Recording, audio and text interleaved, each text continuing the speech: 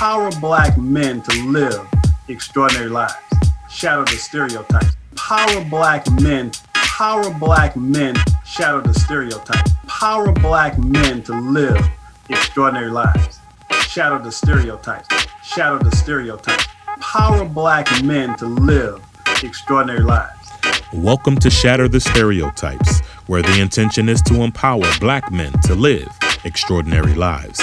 This show is based on the simple idea that every black man is capable of creating inner peace, dynamic health, great relationships, and financial abundance. Therefore, we provide insights and strategies to educate, motivate, and inspire black men to reach their full potential and create the life of their dreams. So if you're ready for some high-octane motivation and inspiration that supports and empowers you to live the life you were born to live, get ready to shatter the stereotypes so you can build a life that lights you up and positively impacts the world. So now, let's shatter the stereotypes with your host, Coach Michael Taylor.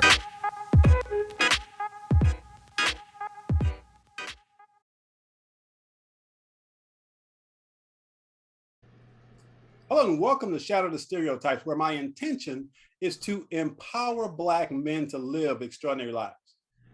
You see, there's never been a shortage of black male role models. There's only been a lack of exposure of those role models in mainstream media. So my intention is to showcase and highlight black men who are doing remarkable things in the world. And joining me today is a guy who is doing just that. His name is Waymond Wesley, and he's an entrepreneur, he's an educator, he's a speaker, and the author of a new book, which we're going to be talking about a little later in the program. So without further ado, let's welcome Mr. Wesley to the show. Hello, Wesley, how are you? I'm doing great, and I'm honored and blessed to be here. I want to thank you so much for giving me an opportunity to share this great book, and also hopefully something that brings great value to people's lives. And so thank you for letting me be on here. I'm excited. There you go. So before we jump into your book and your work, I want to always start off with a few icebreaker questions. So first of all, tell us where you're from. Right here, born and raised in Houston, Texas. Specifically, was raised on the southwest side of Houston, kind of other known as Hiram Clark area, kind of raised out there. But yeah, right, born and raised in Houston, Texas. All right, another Texas man. That's what I'm talking about. You can't hear that Texas twang, man? That's it. Some people say you got a little bit longer twang. It is what it is. All right, now, I'd like you to name a woman who has inspired you to be who you are. Wow. My aunt, Gloria Wesley. Gloria Jean raised 5 boys by herself. Absolutely, positively the role model for me. I wouldn't be what I am without her, to be frank, and without God's grace. But her doing the practical things to help, us, me and my, brothers to do that. So absolutely, that's there you go. Now, name a man that you look up to and admire. Okay. President, Obama. I mean, when I think of his life and I think of the journey and the responsibility, the weight of it all, and all the dreams put on him and how he handled it, wow, just wow. And having no father to kind of like see and kind of affirm all of that, just to see how he handled it, it was really inspiring for me to see as a person. And so I admired him at the very highest level. I'm right there with you on that one. So inspirational. Yeah. Now, if you were trapped on an island and you were going to be there for 30 days and you could only take one book with you, with the exception of the Bible, what book would you take with you on that island? Oh, wow. What book would it be? Oh, Lord. That's a great question. Oh, man.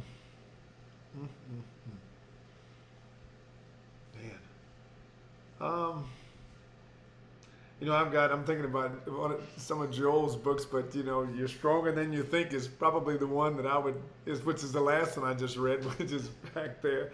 But yeah, Pastor Joel it's amazing for me, because I would think on that island, I would think I would need to have something to help keep the strength and focus to keep making it through. But yeah, that's just one of many books that of course, And for those of you in the audience who may not know who Pastor Joel is, he's Joel Osteen, who pastors the church, Lakewood Church in Houston, Texas. So just FYI. Yeah, thank you. So Wesley, do you like movies? Yeah, I do, man. Share one of your favorite movies. Oh man, you know the best ever, Pursuit of Happiness. Oh man, with Will Smith. It is an absolute, I can't get through that, man, without being inspired. Glasses fogging up, kids and my wife looking at me like, those are tears of joy, because I can connect, you know, about that dream. And so that's definitely the one. You know, it's interesting, when that movie first came out, my son, who was probably 25, 28 or so when the movie came out, he went to the movies to see it. He immediately called me on the phone. He said, "Dad, that's your story." Oh, wow. He said, "Dad, that's your story." That moved me a lot, obviously, and I love the movie, obviously. Wow. But like yourself, you know, I've overcome a lot of obstacles in my own life.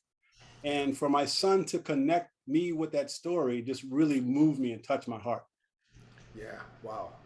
That says a lot, you know, and I'm wow. That movie is so touching in every way for me. So, but definitely.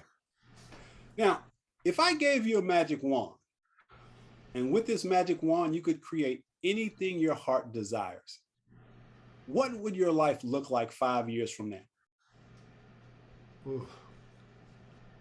Wow. What would my life look like? Ooh. Or what would you be doing 5 years from now? Let's rephrase it.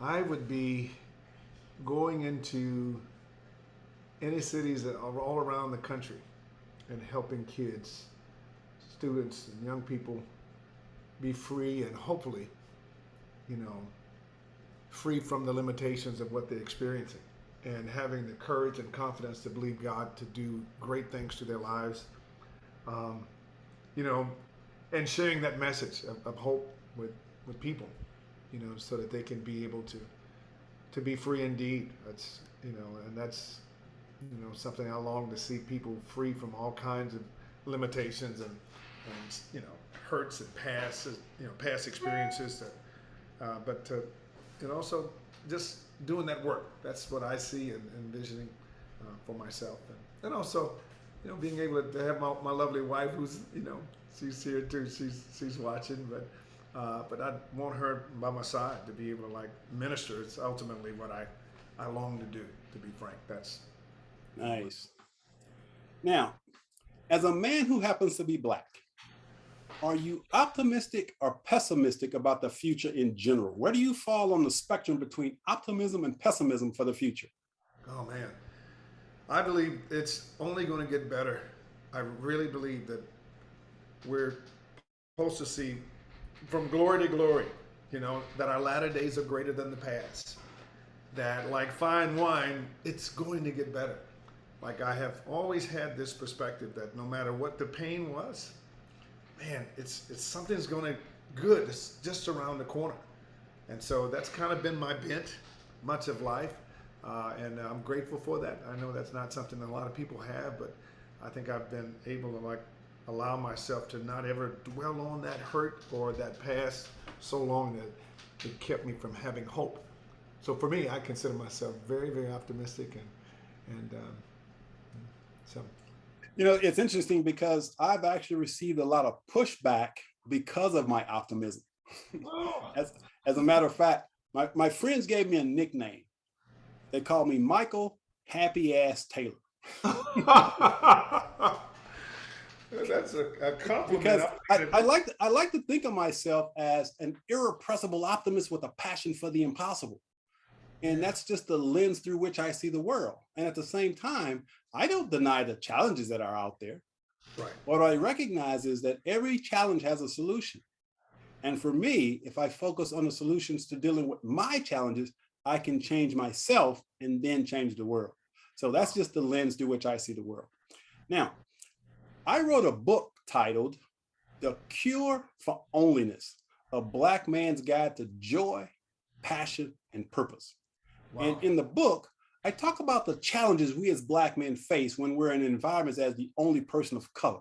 And I'm sure you've had that experience. So I'm Hello. wondering, how did you, or how do you navigate when you're in those types of situations?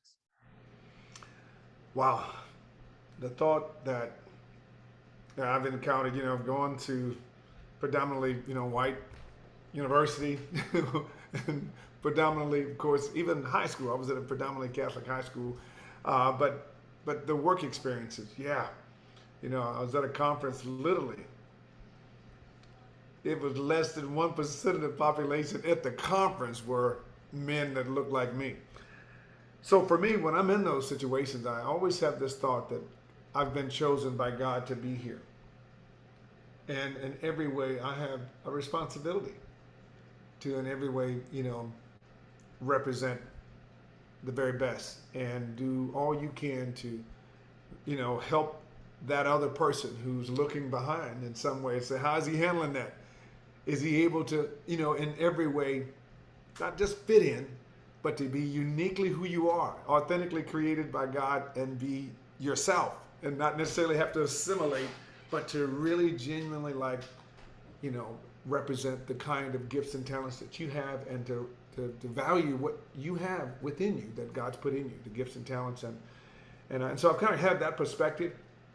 I would say that there had been times that I was very intimidated but very quiet, and at times, almost too quiet that I wouldn't say anything because of, just, being the only one there. But it's kind of, my approach is that, yeah, you gotta recognize you're there for a reason.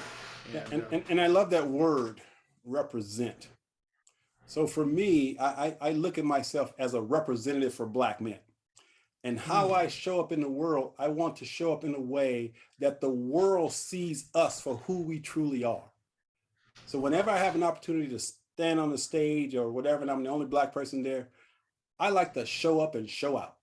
And what I mean by that is by blowing them away with my brilliance, with my intelligence. I don't worry about how they see me, whether they see a Black guy or not. It's just that I show up in a way that I'm representing Black men, and I literally change perceptions of Black men by how I show up. Wow.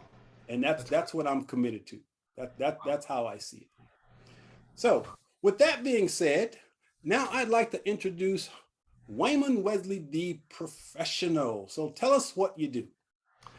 Well, yeah, first, I would say first my husband, a father, and of course, I believe, my faith, my church, and serving in that capacity is kind of who the essence of kind of everything that motivates me. But, when it comes to the professional world, what puts food on the table is, I'm an entrepreneur. I have my own, of course, company that I operate that does very well in terms of income. It's something that has allowed me to, of course, kind of do something that was different than when I first started out after graduating from college. I started out as an educator, a teacher, coach, assistant principal, district leader, and was very blessed to have done that. But had worked in primarily schools that really served, what we would consider, economically disadvantaged communities, by and large.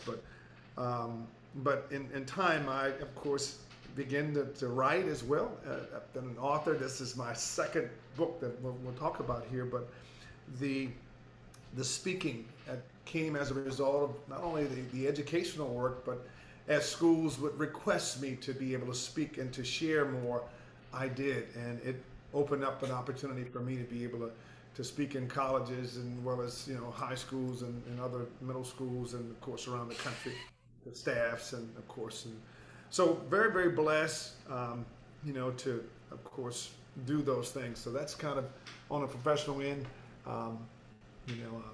so.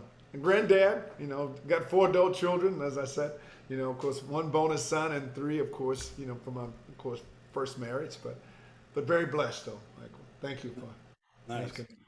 Now, I want you to go back in time just a little bit and remember Waymond back in high school. Wow. What was Waymond like back in high school? Give us a little snapshot of who you were back in high school. Wow. I would say a nerd to some degree who thought he was, he was all that in a bag of chips to some degree. But in high school, I went to a predominantly Catholic high school, really with about 350 students total in Houston. And I happened to be recruited by this Catholic high school who saw me play in a middle school that I was bused across the city of Houston in a school essentially, to kind of, they had busing and, it was an effort to kind of integrate schools and stuff like that. But long story short, my high school, they like, hey, this is going to be college prep. You're going to get that, So for me, we wore uniforms as Catholic students do. And so for me, coming from my background, I was Baptist and so I was adjusting in a lot of ways. But I focused so much on sports because that's what brought me to that school. They were paying for me to go to their private school, and I literally, all year round, participated in sports. Football in the fall, and in the spring it was baseball, and so it was spring, summer, and fall, summer baseball, and so I literally, I didn't do a lot of partying. I remember he'd see a Deion Sanders say, hey, guys that that consider themselves, they don't have a lot of time to get involved in stuff, in trouble, and I wasn't, I was actually, very consumed with that and just, I had girlfriends, and as, guys do, and, probably, two. I think I had 3 girlfriends, one for, each year. I'd say maybe 2 my last year, but anyway, I can count them, but very faithful. I consider myself a very faithful guy, even in high school, not one, the kind to try to have multiple. I was one of those guys that's like, hey, I got a girlfriend, I'm gonna stick with her, and literally wouldn't cheat on her until I got to college. And then that's a whole nother world when I ended up being a full scholarship guy at a big university, and it is what it is. I was just so speaking of college, you went to the big UT. Hook 'em, baby. Tell us a little. Now you played sports at UT? Yes, absolutely. Full scholarship. Very blessed to get the scholarship there. I had the privilege of playing with some guys, that, of course, Eric Metcalf and Brian Jones and some Stanley Richards and some other guys, the Cash brothers, and some really great guys. My last year, our team essentially, won the Southwest Conference Championship. I think the last one, and then. But my senior year, I ended up tearing my knee a 3rd time. I had 3 knee surgeries on my left knee. You could have told me I wasn't going pro, the truth be told. But I, played my true freshman year, tore my knee my sophomore year, and ended up having 3 surgeries back to back to back on the same knee, and that's what ended my career. But got my degree and a master's degree from Texas. So, but went into education right afterwards, and and so very, very blessed to have gone there. But yeah, college was a culture shock, coming from Catholic school and then go to a school with 50,000+. And I was telling somebody, you could look like dirt, and the ladies would want to be leaving the stadium with you like, you were all that in a bag of chips. But anyway, that's. So when did you decide to become an educator? What was your degree in? Yeah, actually, it was a liberal arts degree. Essentially, I was a social studies teacher. History and economics were what my degree was in, and that is essentially what I taught in high school: history, government, economics. Those were the things. World geography. Those were the main subjects, that I taught primarily in secondary schools. But yeah, when I decided, it really was a matter of. Really kind of going through an experience where I kind of really felt like I'd given my heart, kind of renewed my faith, and gave my life, kind of surrendered it. At one point, I really, wanted to be like a businessman. I was like, I had this dream of like dressing nice with my briefcase, and and I was like, hey, I want to be able to like make great income as a businessman and dress sharp and all that. And then I had this thought, that's like, hey, I want to make a difference. I want to make a difference in the lives of people, and not so much as focus on like making so much of the money. And so I saw that as like kind of, God, I feel like in my heart was like, hey, education is where I want you to start this journey. And so I kind of literally changed my majors from accounting to the focus on education so that I could do that literally like my third year. And my family members like, what are you changing your major? Like, okay, how many college students change their major? Like the majority of them. And so, but yeah, I made a decision that I was going to go into education and commit to making an impact, and I did. In middle, high school, and even as an elementary school principal and middle school assistant, and even, just very blessed, career in that. But then, had an opportunity during the summer of 2016, the truth be told, one of my former UT teammates had introduced me to this industry, and I was like, wow. And it gave me another way to be able to provide for myself, my family, and it also created some residual stuff that I was surprised. I was like, okay.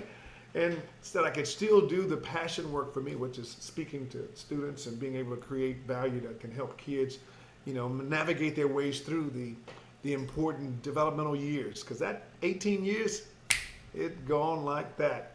But the foundation that you lay is so important. I feel like, that's part of what this book is kind of, really, I'm hopeful that it'll impact.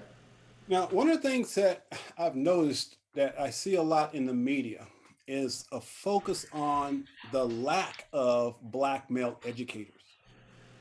So how important it is, in your opinion, especially for young Black men, to have Black male educators in their lives?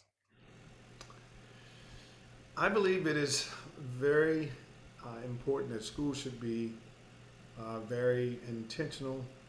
I know in this political world, it's not spoken of. It's just something that I know that schools, especially in urban schools, primarily dealing with high population of economically disadvantaged kids, you just gotta be intentional. There's no, you find one, it's like, Lord, that's a piece of gold. That's a jewel. We gotta get this one. We're gonna figure out how to work it out. But yeah, I just think it's important, especially in the elementary levels. Yeah, which is hard. Because you got to be wired a certain way. I say that respectfully. Little children. I remember as a principal, because I did much of my teaching in high school. Elementary kids, as a principal, they would hug my leg, and just and not that bothered me. It was just, yeah, you got to really be one of those guys that really have, and you're in touch with your affect, and you know how to be that nurturer, hey, that exhorter, that person that knows how to really, I call it speak value in the kids, and and being able to affirm the kids in a way that's healthy, that helps them know, hey, anyway, there's lots of things I feel like God allowed me to do that a lot of times when fathers weren't available, or they had family dynamics, parents split, divorce, whatever, that became a role where I was raised in a house with 4 other brothers basically, and 5 boys, and you got one mom. The coaches, and those teachers, when they talk to you, and they discipline you, that they receive that because you were present for them. And, yeah. You become a surrogate father. Right on. Yeah. Now, I want you to speak directly to the brother who may be watching this right now, and he's thinking about maybe becoming an educator. What message would you send to that brother right now if he's on the fence about maybe becoming a teacher? Wow.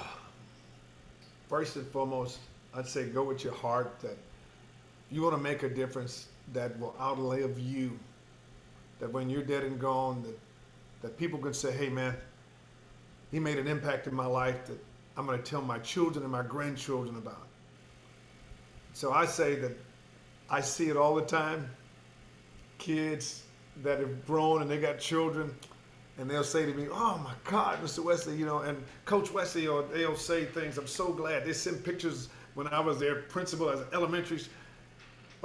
Even though I have my own business that I've now, of course, run, and I'm not necessarily working as a school principal or a teacher or anything like that, but to know the value that I've added, that God used me in really the prime years. I felt as in my 20s and even in my 40s that God allowed me to really have that impact. And I think I see it in my kids. I think grace comes back to you in a way that allows you to see, and things that necessarily money can't give you. Yeah. Like, and when I tell you the sheer joy that I got from, oh, that's just you can't ever put a dollar value on it. So I'd say to you, go with your heart. If your heart is saying, listen, man, making a difference is far more valuable than Yeah. making a Absolutely. lot of money. So I'm hopeful that. Absolutely. Now, I created this platform as a personal development platform for Black men. Mhm. And as I mentioned in my introduction, the intention is to empower Black men to live extraordinary lives.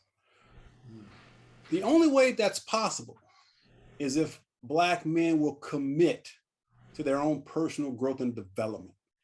So you obviously have advanced degrees, obviously a very smart brother, but what do you do to continue your personal development now that you are no longer in school, but you're out in the real world? What do you do to keep your mind sharp? What are some of the things that you do? Well, first, physically, I think you got to take good care of your physical health. I have an actual personal trainer that I actually pay to like help me to stay out of my comfort zone. I'm sore as heck right now because this person is like challenging me to keep pushing myself. Um, and when it comes to, of course, the reading, I have absolutely like books that I've been encouraged through business and the mentor stuff that I do in terms of like the group work that I work with in terms of like, and they recommend books, and I make sure that I try to get at least 2 audiobooks done a month. And so those are, again, part of some accountability kind of partnering that I've allowed myself to kind of be in. And that's the word I say, like you said, commit. Yeah, it's hard when you're dealing with grown folks. It's like not many grown folks want to allow themselves to be accountable to anybody.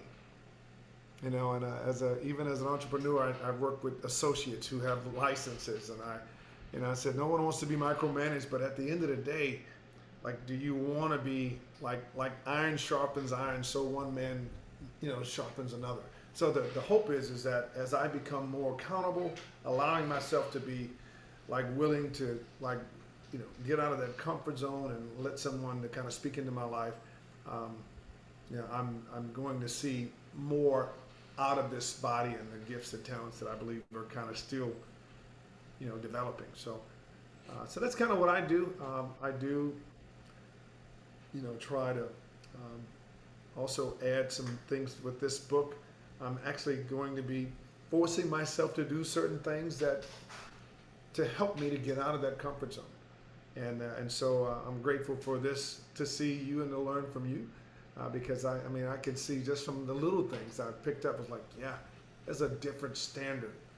Like, it's one thing to be what I would say the best amongst where you are in your group, but man, when you're coming in and you're on the bottom of the scale, and you're like, Lord, I need to step it up, and so that's something I'm grateful for, and that's what I'm hoping I'll continue to do because I'm young, And, Yeah, and I'm a huge fan of Anthony Robbins, and something that he said really stood out for me. And this has been 25 years ago.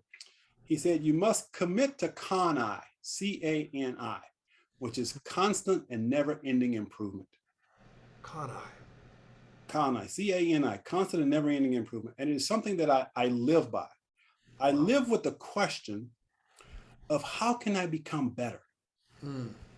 How can I be a better husband? How can I be a better father? How can I be a better speaker?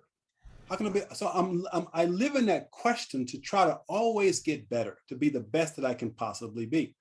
And so the commitment is to become the best version of myself. And that's what personal growth and development is all about, becoming the best version of yourself. And as Black men, I think it's imperative that we have programs like this so that brothers are exposed to other brothers that are doing amazing things in the world, but also to learn from them, to use us as mentors, as role models, to see us as leading by example. And it goes back to what I said earlier about being a representative. I see myself as a representative for Black men. And so therefore I try to be the best Black man that I can be, so that I show up in the world that people go, wow, wow. because a lot of times they've not seen us in that light. You know, they've watched the news, and what do they see? So that's why I say shatter the stereotypes. That's why I created this platform to showcase and highlight Black men who are doing remarkable things. And the way to do remarkable things is to be remarkable yourself. And that's what I do with this show. I bring men on who are not only remarkable, but who are really leading by example. And that's exactly what you're doing. So with that being said, you have a new book, and it's called Destiny Decisions, Turn Tragedy into Triumphs. Now, first of all, let's talk a little bit about the title. Yeah. Why did you choose that as the title? Yeah, wow.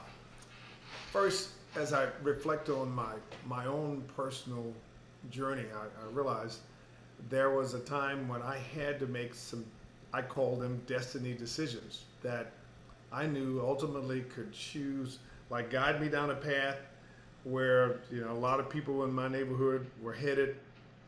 And I knew that there were some real key decisions that I made that caused for me to see the level of success that I have, you know, experienced. And I realized that a lot of people are not aware that at certain stages, even as we get older, but especially when you're in that 18 years, but those destiny decisions, you know, about, you know, what you're going to commit yourself to, you know, and about the kind of mindset that you're going to have. You mentioned the word optimism, you know, like, you know, your self-image and not like, you know, you're going to allow yourself to kind of go along and just do what is common, or you're going to do what is really different to help you get to that destiny. So what made me decide it was to just, you know, one, get people to be consciously aware that every day, especially if you're young, you got a chance to make real destiny decisions that when you lay this life down, you want to be able to say, man, I fulfill what I believe was God's destiny for my life.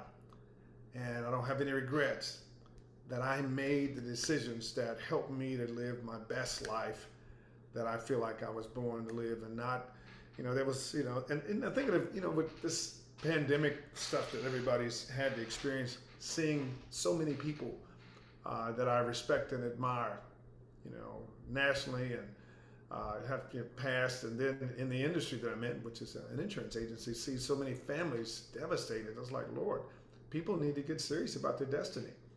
And, you know, we only live one life. This is not something that you get to do a do-over.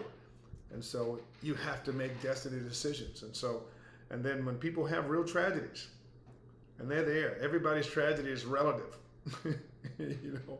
And, you know, I look at my kids and I'm like, oh, you guys got it real nice, you know, compared to what Dad, you know, but again, their truth is, it's hard. As my daughter would say, Dad, adulting is hard. You know, I'm like, but, you know, at the end of the day, God will help turn, you know, tragedies into triumphs if you make real important destiny decisions and not allow your emotions to overwhelm you.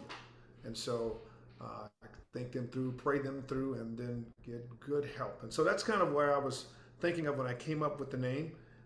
And that's the thought process. Yeah, and when I read the title, now I'm a big movie buff, and I always relate to movies and stories because I think stories are really what helps us really see the world, because movies are just metaphors for life, right? So as I read your title, the first thing that popped in my mind was the movie The Matrix. Have you seen The Matrix? I have. Okay, so you remember the scene? One too. Say that again? And the last one that was in the movies, which was interesting. Yeah. Yeah. So in the very first one, there's a powerful scene where he has to choose between the red pill and the blue pill. Remember that scene? Yeah. And I believe what that symbolizes is that as human beings, we always have the power to choose. Mm.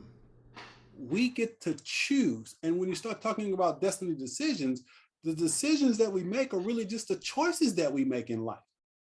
Right. And we have to be willing to accept the consequences of our choices. Right. So life is just a series of choices. Yes. And I believe we always make the best possible choice for ourselves in that moment based on our limited amount of understanding. If we understood better, we would have made a better choice. So the question becomes, how do we make better choices? We increase our understanding. We increase our knowledge. We increase our wisdom, our understanding of ourselves. That's the only way we can make better choices.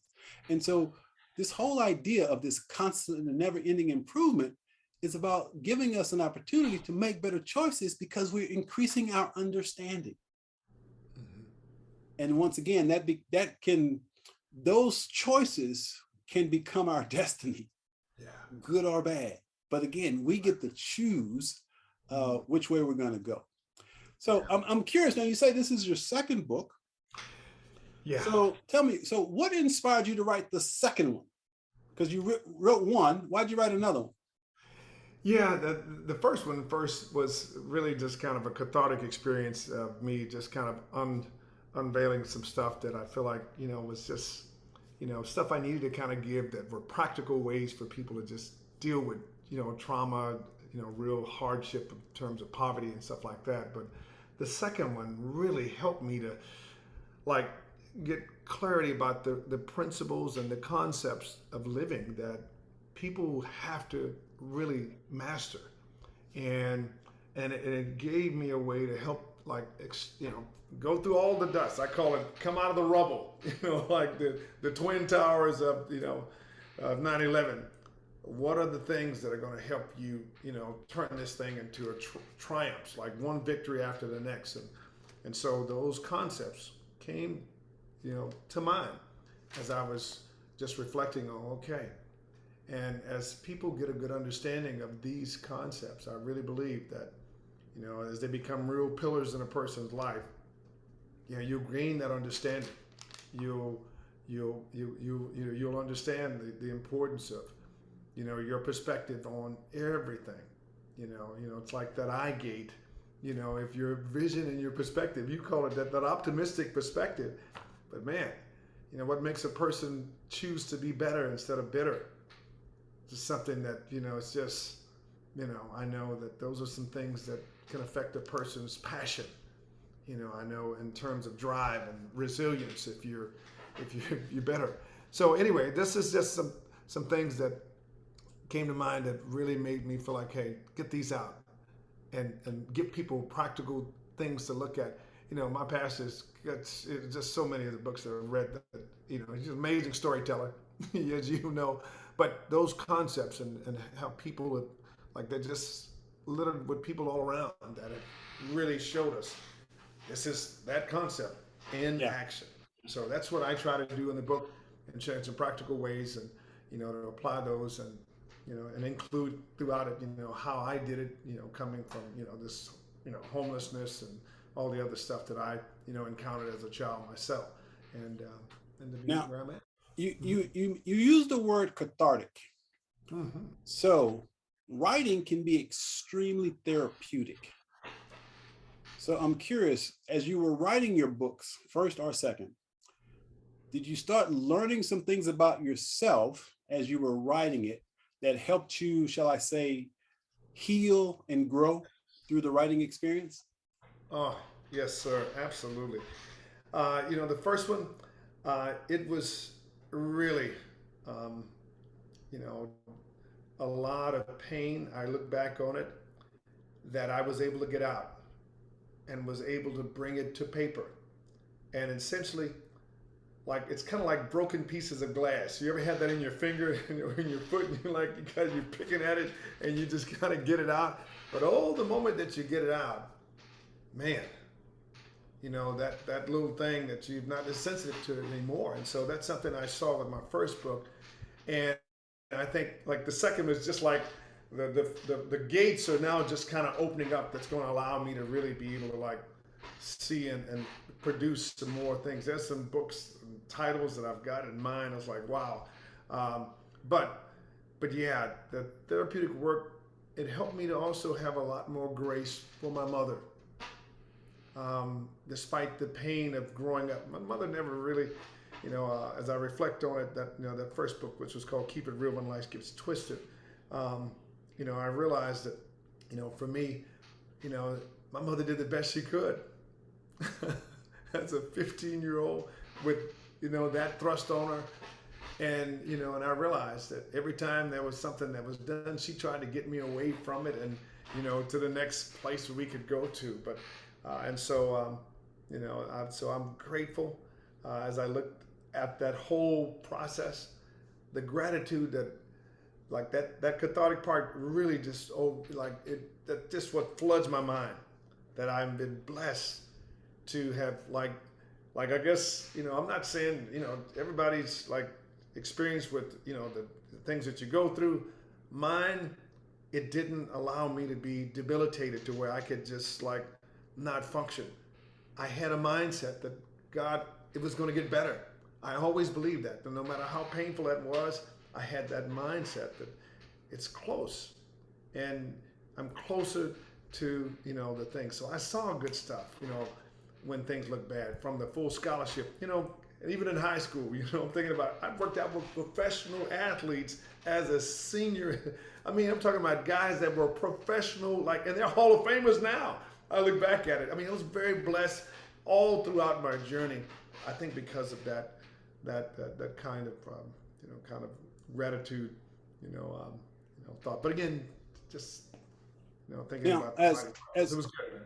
As you were writing the book, so I'm assuming that there was a lot of healing that occurred for you. So were you able to sort of make peace with your mom and develop a great relationship with her as a result of writing the book? Yeah, the truth, my mother died in 1994, and my first book was written in 2012. And I cried, pretty hard throughout the development of the book, but I do just remember like seeing in a gracious way that as a young 15, 14-year-old girl, it's the best she could do.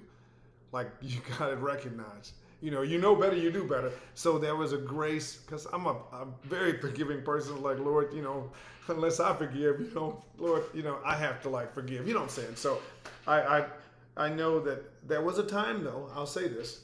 I remember, up until that time, it was hard to look at pictures. It was hard because, my story is that my mother, I never knew a dad. It was, the truth was, she was, taken advantage of, passed out on drugs, and, would drop that knowledge onto me as a young middle schooler living with my aunt at the time. And I resented it to a certain degree because I was like, man, she could have took that to the grave and just let me not know. But the hardness of that reality, it made me like turn into this very dedicated, driven person. From middle school on, I became this, I no longer have time to play games with people. I have to like take full responsibility for my life. No longer can I feel sorry for myself and allow myself to get in the pity party because I don't have a biological father to ever know of. And so that reality, created this guy that was very driven. And, and so, I remember even my coach telling me at one point, he's like, man, you're going to burn yourself out. You're working out too much. But that work, that drive, there's some things that I've, done some therapy work too. I'll just be real frank. I believe in good therapy, for myself and, good counselors that can help me to process and understand some of the dynamics of like, processing what I had in terms of like, I resented that, for a good minute. It's like, oh man, she could have just kept that and not let me deal with it. Just let me be raised by my auntie and not, let me, just kind of keep that in the naivety part of my mind. But it didn't. And I extended grace to her and allowed myself to look at pictures and, but my mother died of a drug overdose at the young age of 42. And she got to see, of course, both kids, but didn't get to see my daughter, but a hot second, because she was living in Houston. And I cried like you can't imagine when my mother died. And the reality is now, I'm inspired to, to make sure that she's honored in every way, to know that I wouldn't be here. My mother understandably would have had a right to, like, hey, this guy wasn't, I'm saying the cases for, terminating a life, and so my mother allowed me to be born. And I'm so Yeah. thankful for that. And I thank God for that. And, and so everybody says I smile like her and look like her. And so when I look at myself, I see part of my mom. And Well, and I'm glad you opened that door for men to understand and recognize that there is absolutely no shame in seeking support, either through therapy or any type of group, church groups or whatever. I talk a lot about this on my show, in that the three most difficult words for any man to say is "I need help." And so right. as men, we have to understand and recognize that there's no shame in saying, I need help. And don't be afraid to ask for help, ask for support. See, we've been conditioned to believe that as men, we're supposed to carry the weight of the world on our shoulders. And carrying Oh, all yeah. that You ain't weight, strong if you're not. yeah. And Right. so what that does is it drives us to addictions and suicides and everything, because we're unwilling to deal with the emotions, the feelings that we may be having, because we don't know how to deal with it and process it. Then we suppress, repress, and deny those emotions. Yeah. And that's what causes most of the dysfunction in our lives. Yeah. So it is absolutely okay, if you're watching this program right now, to know that it's okay to say, I need help, and to be willing to reach out for that support if Yes. needed. So as we wind down here, I want to kind of jump into a couple other chapters real quick, because I notice you have an affinity for the letter D. So, My mother's name was Dee Dee. okay, so you have an affinity. So in your book, Yes. the first chapter is called Dream. So give us just a Yes. quick Cliff Note version of what that chapter is about. Man, dream is where the vision of hope comes from.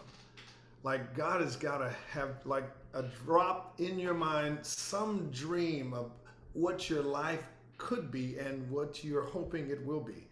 Dr. King, he had a dream that the whole nation still yearns to see fulfilled.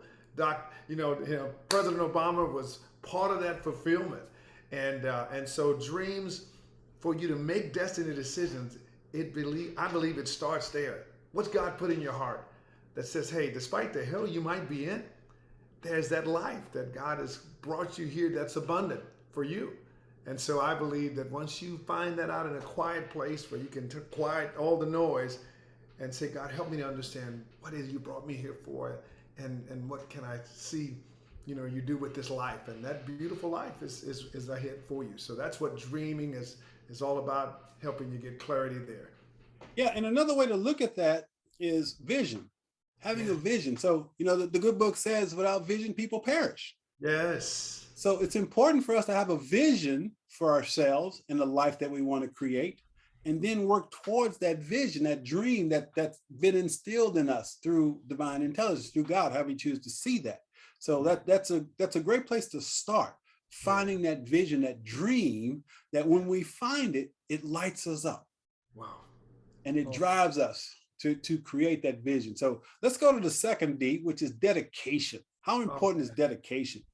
Wow, that's dedication. Again, it is absolutely like, what are you devoted to? I think about, my wife. I was like, no, man, I'm not, I've got one wife that I'm devoted to. Dedication is likened to that.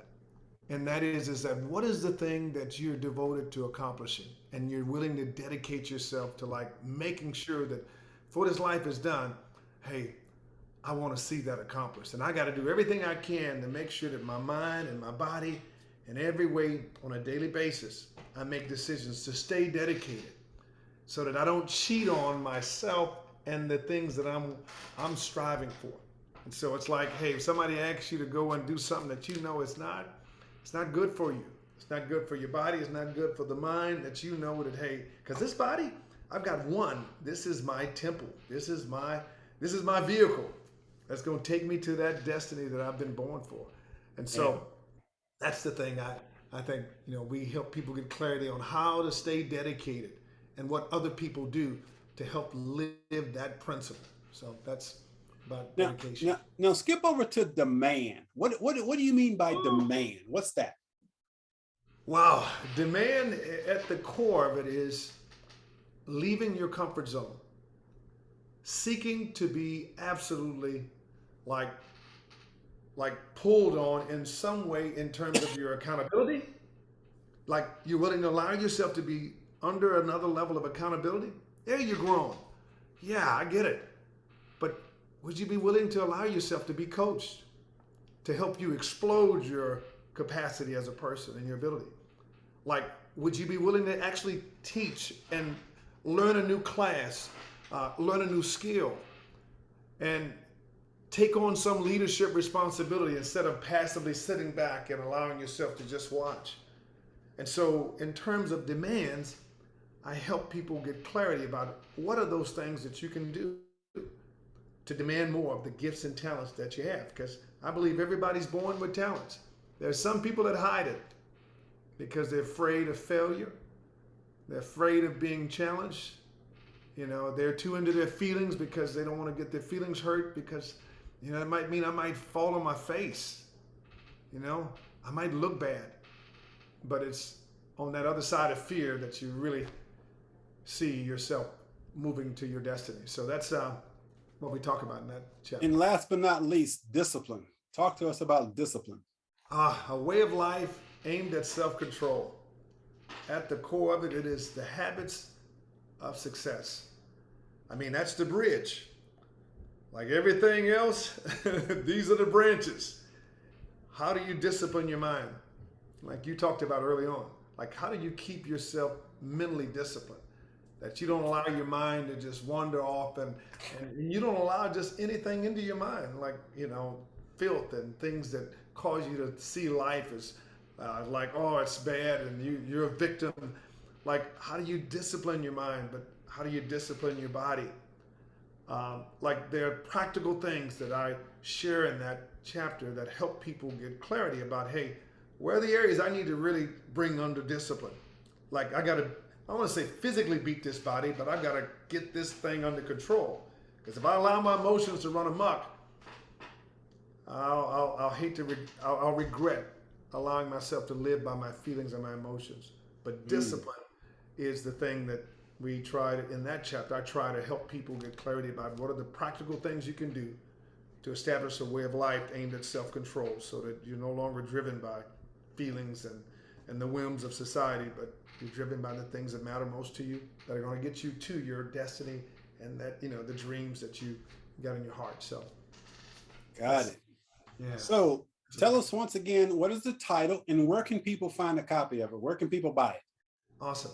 Yeah, so the title is it's Destiny Decisions, you know, turning tragedy, of course, into triumphs. I mean, multiple victories. And you can get my book first and foremost on my website. It's WaymondWesleyEnterprises.com.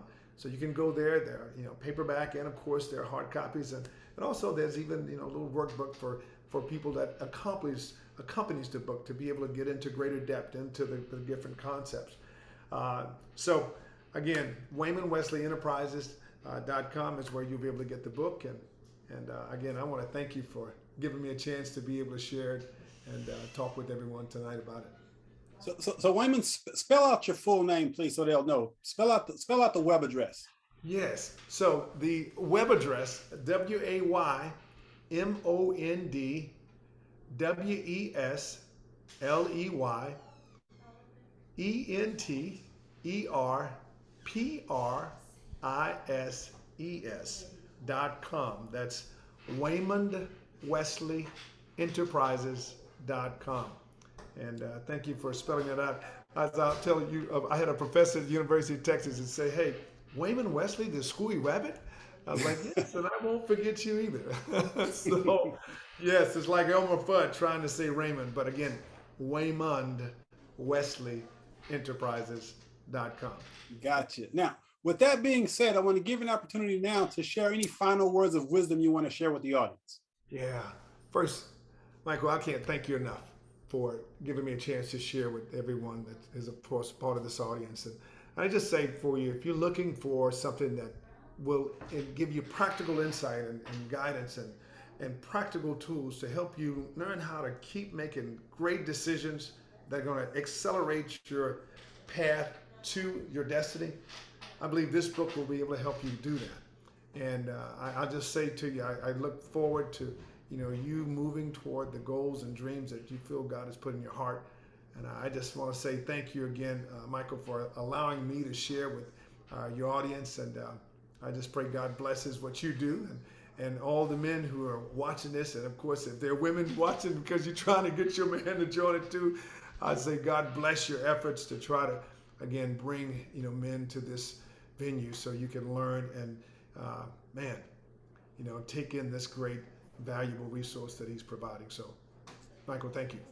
Well, Wyman, we appreciate you, brother. And, I mentioned earlier that the key to your success lies in CANI, C-A-N-I, constant and never-ending improvement. So I'm a firm believer in having libraries of books. And so here's one that you can put on your bookshelf. If you're committed to your personal growth and development, here's an opportunity for you to add this book to your bookshelf, to put it in your toolkit for success. So Waymond, again, I thank you, brother, for what you're doing, putting out there in the world, sharing your wisdom, like I said, shattering the stereotypes and really making a positive impact on the world. It has been my absolute pleasure having you on the show, and I wish you continued success in everything that you do, my brother. Blessings. Thank you so much, brother, for having me. All right, so this has been another episode of Shatter the Stereotypes, and once again, that's what I want you to do. Shatter the stereotype. Create a vision for yourself. Go out there and make it happen. You need some tools to do that. Pick up Wesley's book, Waymond Wesley's book. He can guide you and give you some tools to help you succeed. We'll see you next episode. Take care. Thank you.